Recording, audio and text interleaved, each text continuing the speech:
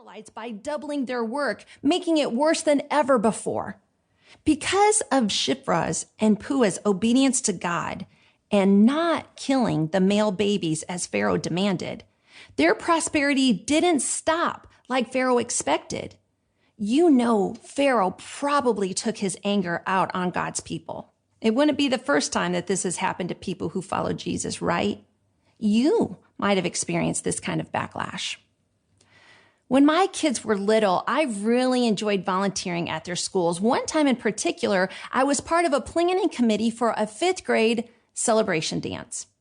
I had some thoughts on what type of music should and shouldn't be played. You should have seen the stares I got when I spoke up. You would have thought I had advocated taking away their First Amendment rights or something. It's in situations like these that we can let the fear of people become more important than our fear of God. Well, what will they think of me? How will they treat my kids? Will we be known as that family? The answer is yes. Yes, we did have somewhat of a reputation for being different.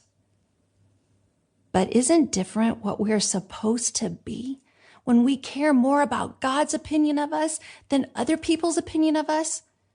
We belong to Jesus, or as 1 Peter 2:9 puts it, but you are a chosen people, a royal priesthood, a holy nation, God's special possession, that you may declare the praises of him who called you out of darkness into his wonderful light.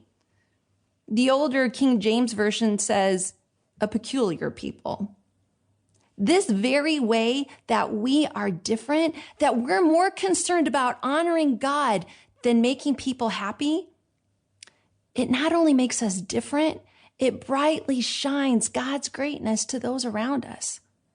Not caring about what others think makes us very different in a good way. I still remember that aching feeling of wanting to fit in with the cool moms, though. They got lunch and coffee together, volunteered together on all the projects, yet I never quite made it in. Honestly, mom politics are not all that different from middle school politics. You know what I mean? There are those who are in and those who are out. So based on the music that our family listened to or didn't, the places we thought were good to go and those we didn't, the clothes we thought were appropriate and those that we didn't, because we were being intentional about honoring God, we were different. We were placed in the category of weird, strange, peculiar. I remember one night in particular, many of the parents of my kids' friends were friends with each other. And I could see that was a good thing. So Greg and I invited one of the couples over for dinner.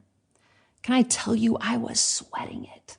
I'm not used to having people over that I feel I have to impress. If you come to my house, it's because we're friends.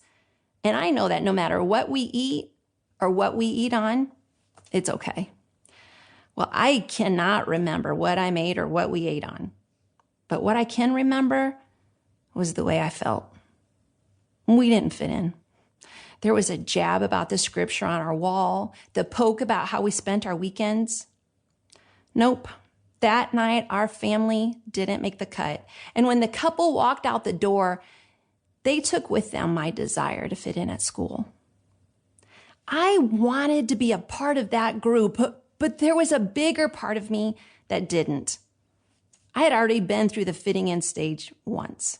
No one wants to go through that again. You agree? I had found at the end of high school that not fitting in actually had some amazing benefits. Although I didn't have a lot of friends in school, the ones I had became lifers. And I knew that although I hadn't gotten through it perfectly, I had honored God mostly. And I was grateful that that was so far behind me, and I didn't want to go through that fitting in again. Like Joshua 24:15, our house was serving the Lord. Serving the Lord and scoring points with people, they often can't go together. But the benefits to serving God and fearing God far outweigh whatever we might gain from scoring points with people who aren't choosing to serve the Lord. Yet to some degree, even though I didn't want to be there again, I was. Just like in high school, I had to make a choice. I needed God's confidence to make the right choice.